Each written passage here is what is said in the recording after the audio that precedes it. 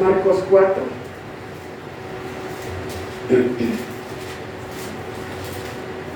Amén. Marcos 4, de el 5 al 6. Amén. Vamos a continuar, amén. Gloria a Dios.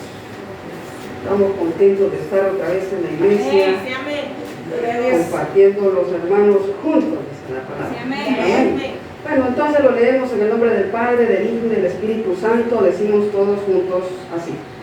Otra parte cayó en pedregales, donde no tenía mucha tierra, y brotó pronto, porque no tenía profundidad de tierra. Pero salido el sol, se quemó, y porque no tenía raíz, se secó. Padre, te damos las gracias en esta tarde. Gracias porque hasta aquí, Jesús, tú has sido fiel con cada uno de nosotros, Padre. Hasta aquí tú has sido proveedor de todo lo que hemos necesitado. Padre, lávame, límpiame con tu sangre poderosísima. Que sea usted, mi Dios Todopoderoso, ministrando a tu pueblo, Padre mío, cuidando a tu pueblo, Padre Santo.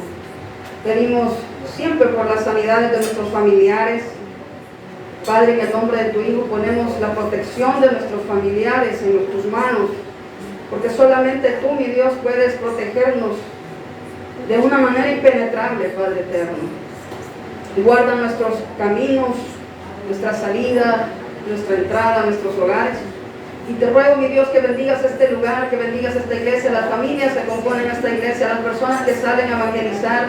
Bendícelas, Padre Santo. Bendícelas en el nombre de Jesús. Padre, gracias. Dame la gracia para poder predicar tu palabra. Te lo suplico en el nombre de Jesús. Gracias, Dios mío, en el nombre de tu Hijo amado te lo he pedido todo. Amén y amén. Podemos sentarnos, hermanos. Bueno, vamos a platicar otro poquito más acerca de la parábola del sembrador. Hemos dicho que, bueno, el domingo pasado habíamos platicado acerca de... Gracias, pastor.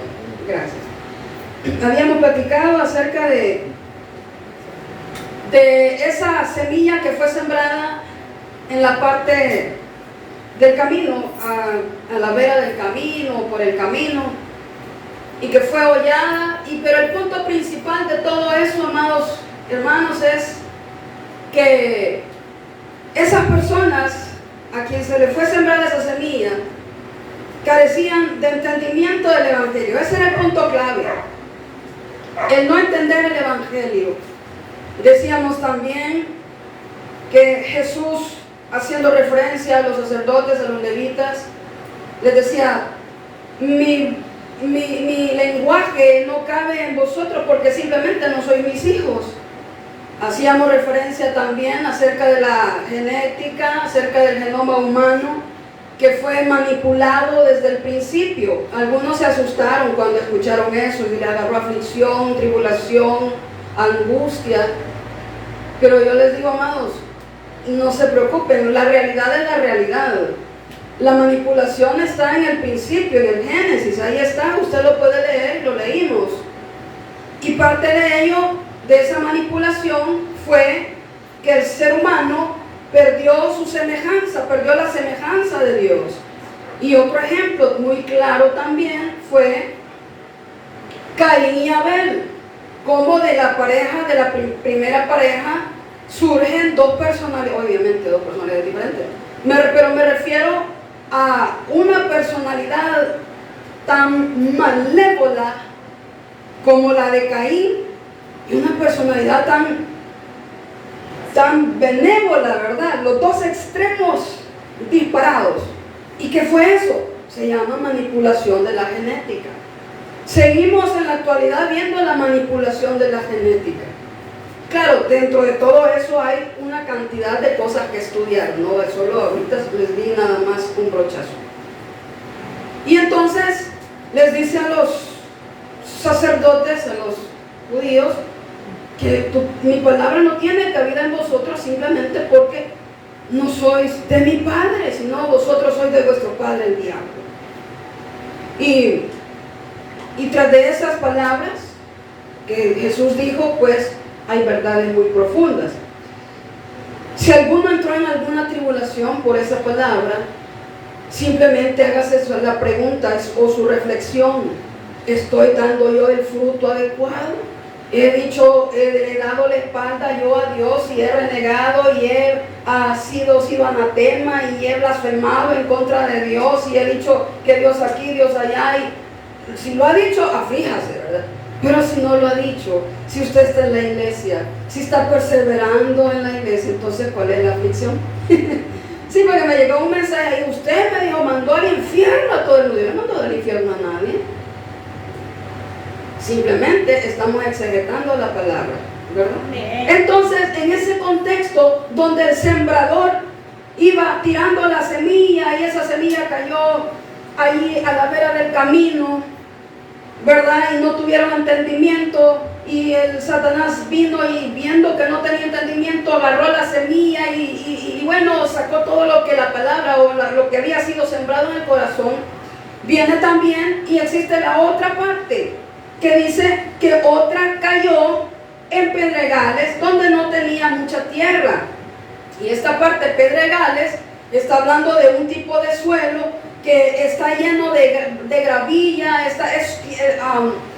roca suelta, piedra suelta, donde no, también tiene segmentos de arena, también tiene arcilla. Es una serie de componentes que tienen los pedregales que no es apta para el cultivo, no es apta para que lo que sembremos pueda germinar. Además de eso, es un tipo de suelo que es semi-impermeable, es decir, que cuando llueve no es capaz de absorber el agua y por lo tanto, si no absorbe agua, tampoco hay humedad. Y eso es una de las cosas, una de las descripciones que nos da Lucas 8:6, donde dice, vamos a ver Lucas 6,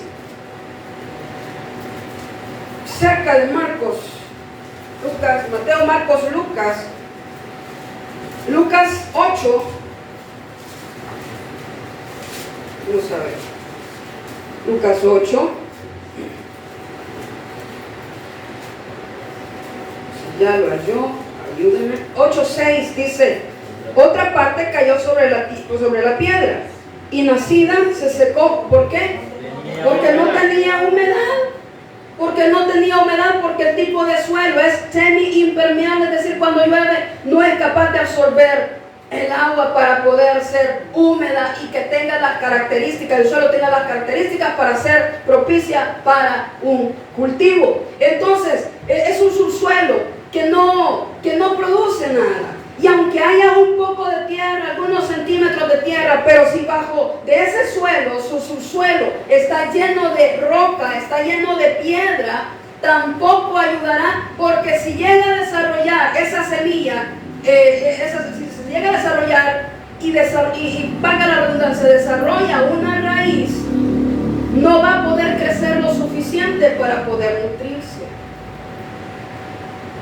De manera que también este tipo de suelo nos presenta un problema. Ya vamos a ver los problemas más adelante. Ahorita es una introducción del tipo de suelo que estamos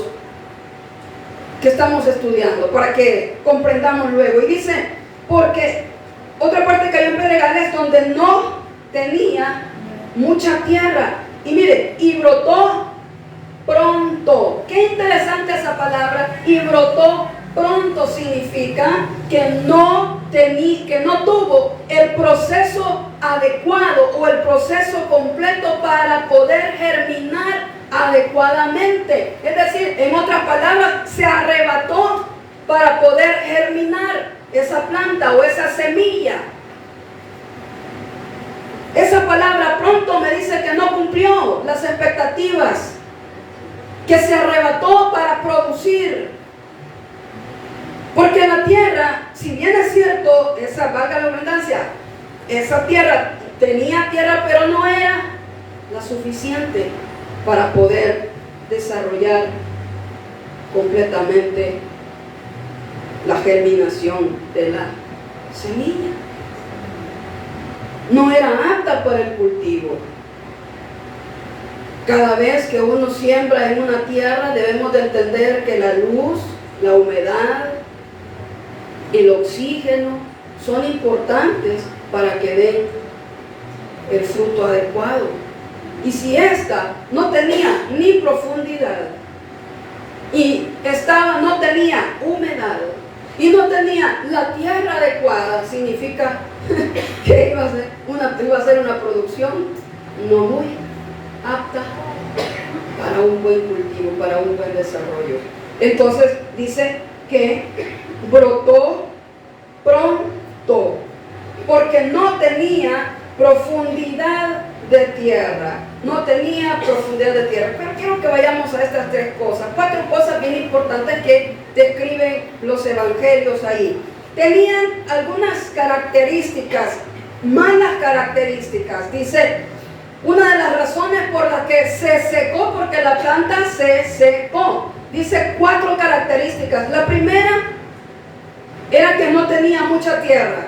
La segunda, no tenía profundidad de tierra. La tercera, no tenía humedad y por lo tanto se secó. Y la cuarta, que es la peor de todas, dice, lea conmigo,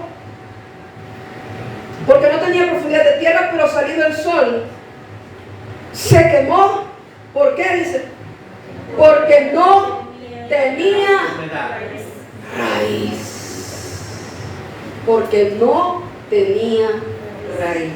Tenemos que ver nuestras vidas, hermanos, porque para poder germinar y dar fruto adecuado, tenemos que tener el suelo adecuado, la profundidad adecuada, la temperatura, el oxígeno,